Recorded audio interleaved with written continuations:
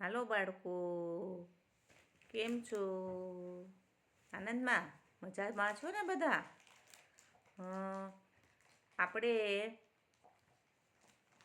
અત્યારે કયા રોગમાંથી પસાર થઈ રહ્યા છીએ? કોરોના. કોરોનામાં આપણે બહાર જઈએ તો ખૂબ જ ધ્યાન રાખવાનું, નહીંતર આપણે પણ એ બીમારી આવી જાય. તો આપણે બહાર જઈએ ત્યારે સેનિટાઈઝરથી હાથ ધોવાના, પછી બહાર જઈએ તે માસ્ક બાંધવાનું, પછી ગમે ત્યાં ગયા હોય તો આપણે 6 ફૂટનું અંતર રાખીને ઊભવાનું અથવા બેસવાનું. અને કોઈ પણ સાથે આપણે જય શ્રી કૃષ્ણ કરીએ તો આપણે હાથ મિલાવવાના નહીં, પણ દૂરથી જય શ્રી કૃષ્ણ કરી લેવાના. આટલું આપણે કાયમી ધોરણે યાદ રાખવાનું. જ્યાં સુધી આ રોગ આપણા દેશમાં છે ત્યાં સુધી આપણે ધ્યાન રાખવાનું છીએ, તો આપણે તંદુરસ્ત રહી શકીએ. હવે આપણે આપણા જે મુખ્ય ભણાવવાનું છે એના ઉપર આપણે વાત કરવાની છે. તો આપણે અત્યારે પાઠ 3 ગિનતી 1 से 20 तक की समझनी है. तो अभ्यास 1, शिक्षक की सहायता से गीत गान कीजिए. તો આપણે આમાં શું કીધું છે કે ગીત ગાવાનું છે. ગીત દ્વારા ગિનતી યાદ રાખવાની છે. તો હવે હું જે ગીત ગાઉં છું તે તમે બધા ધ્યાનથી સાંભળજો અને પછી તમે પણ ગાજો. એટલે આપણે કાવ્ય દ્વારા ગિનતી ગાઈએ એટલે આપને એ યાદ રહી જાય. તો હવે હું જે ગીત ગાઉં છું તે તમે સાંભળજો. 1 2 3 4 आओ चले गिरनार. 1 2 3 4 आओ चले गिरनार. 5 6 7 8 सागर तट पर सोमनाथ. 5 6 7 8 सागर तट पर सोमनाथ. 9 10 11 12 कच्छ चले तो आशापुरा. 9 10 11 12 कच्छ चले तो आशापुरा. 13 14 15 16 बहुचर माँ का मुर्गा बोला. 13 14 15 16 बहुचर माँ का मुर्गा बोला. 17 18 19 20 मामा जी की फोटो खींच. 17 18 19 20 મામા ચીકી ફોટો ખીચ.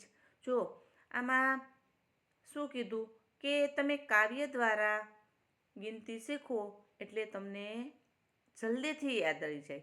કારણ કે આપણે જે ગાવાનું હોય એ આપણે ખૂબ જ ગમે અને તે યાદ પણ રહી જાય. તો શું કીધું? 1 2 3 4 આવો ચલે ગિરનાર. 1 2 3 4 આવો આપણે ગિરનાર જઈએ.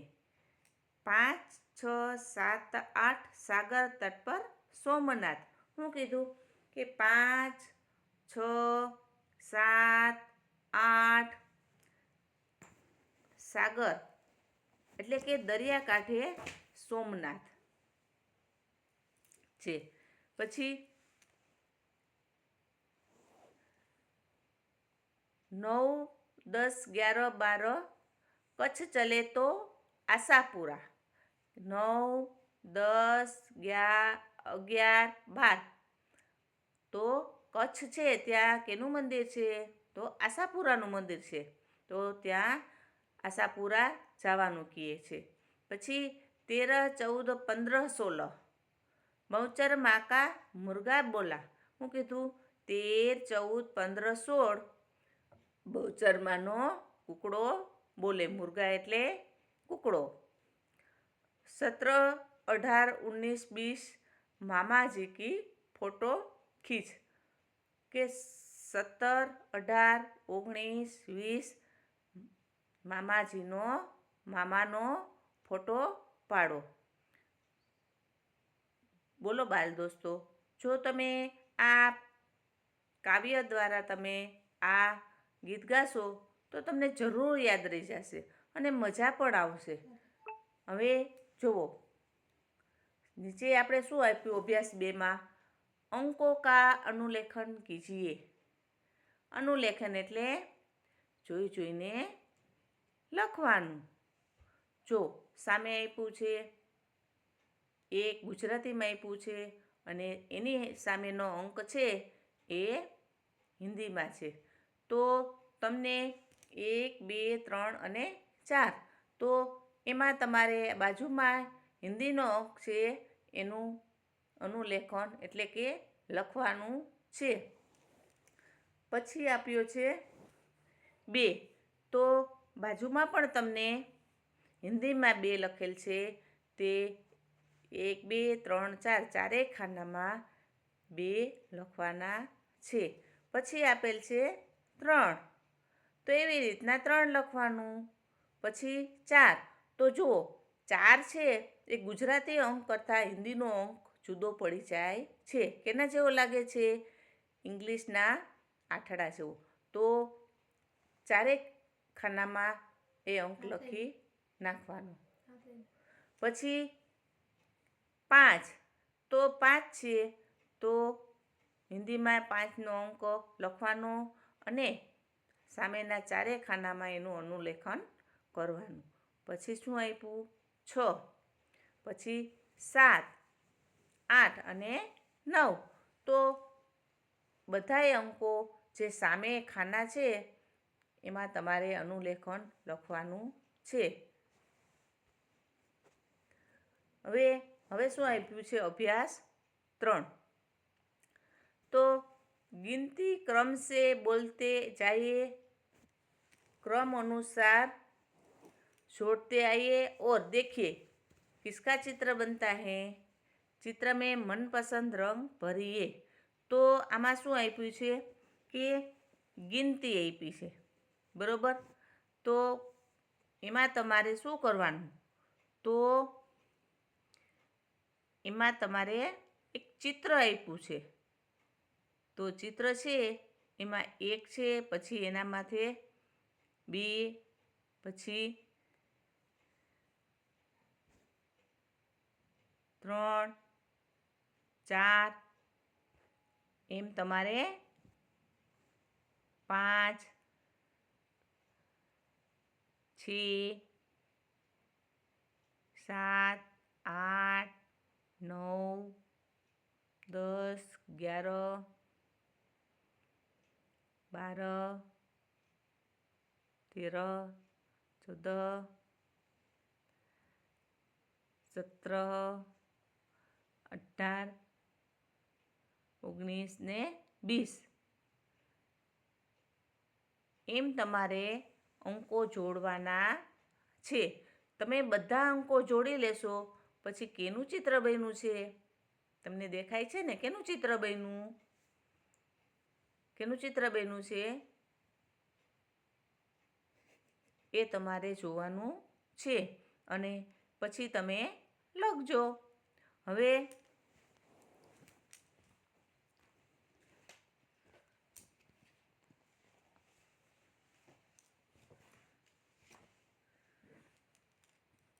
શું છે કે અભ્યાસ 4, પઢીએ, સમજીએ ઓર બોલીએ. તો શું કરવાનું? પહેલાં વાંચવાનું, પછી સમજવાનું અને પછી બોલવાનું. 1, 2, 3, 4, 5, પછી 6, 7, 8, 9, 10, 11, 12, 13, 14, 15, 16, 17, 18, 19 ને 20. તો આ વાંચવાનું, પછી તમારે સમજવાનું અને પછી તમારે બોલવાનું. હવે અભ્યાસ 5, गिनती के अंकों और शब्दों में अनुलेखन कीजिए। तो गिनतीना अंक तो અહીંયા અંક છે તો તમારે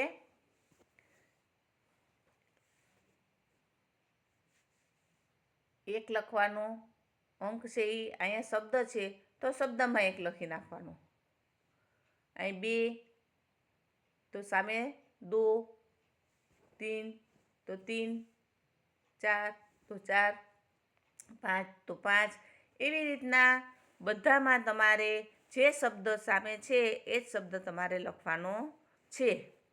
હવે શું કીધું કે અભ્યાસ 6 એમાં શું કીધું છે કે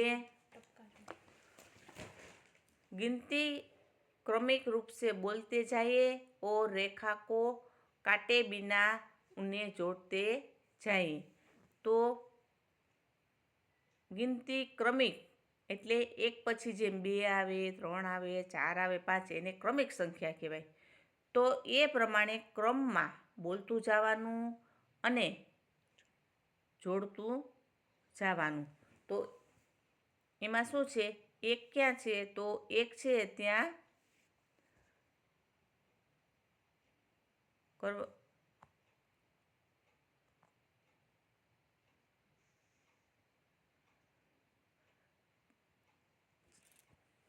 ચાર, 5,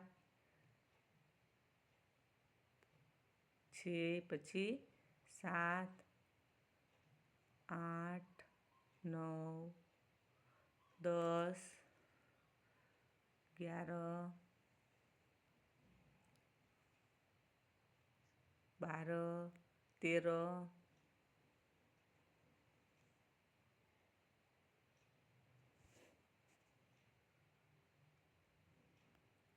એમ બધા ક્રમ જોડી દેવાના છે.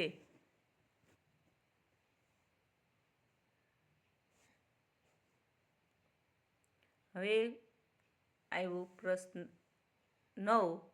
गिनती के सही शब्दों का स्वाध्याय. स्वाध्याय છે પ્રશ્ન પહેલો માં गिनती के सही शब्द अंकों के सामने लिखिए.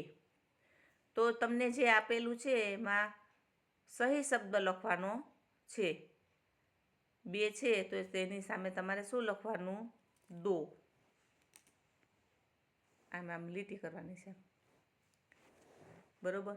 પછી 3 તો એની સામે શું લખવાનું? 3. 5 તો એની સામે શું લખવાનું? 5. છે તો એની સામે શું લખવાનું? છે. એ પ્રમાણે તમારે જોડકા જોડવાના છે. હવે શું છે કે रिक्त स्थानों में क्रम से संख्या अंक भरिए. તો આમાં તમારે જે ખાલી જગ્યા છે 1 પછી 2, 2 પછી 3, 3 પછી 4, 5 પછી 6 પછી 8 પછી 11 પછી 13 પછી 15 પછી 16 પછી 17, 19 અને 20. એવી રીતના તમારે અંકો ભરવાના છે. પ્રશ્ન 3 છે તો એમાં છે रिक्त स्थानों में शब्दों की गिनती क्रमिक रूप में लिखिए. તો ક્રમ પ્રમાણે આમાં લખવાનું છે. 1, 2, 3, 4, 5, 6, 7, 8, 9, 10, 11, 12, 13, 14, 15, 16, 17, 18, 19 ને 20. એ પ્રમાણે તમારે ક્રમિક સંખ્યા લખવાની છે. ચાલો બાળ દોસ્તો, આપણે આજે આ એકમ શીખ્યા છીએ તો એ એકમ તમે ફરીને વાંચજો. તમે 1 થી 20 સુધીની ગિનતી લખજો અને ગાજો. એટલે તમને સહેલાઈથી આવડી જશે. જય ભારત, જય હિન્દ.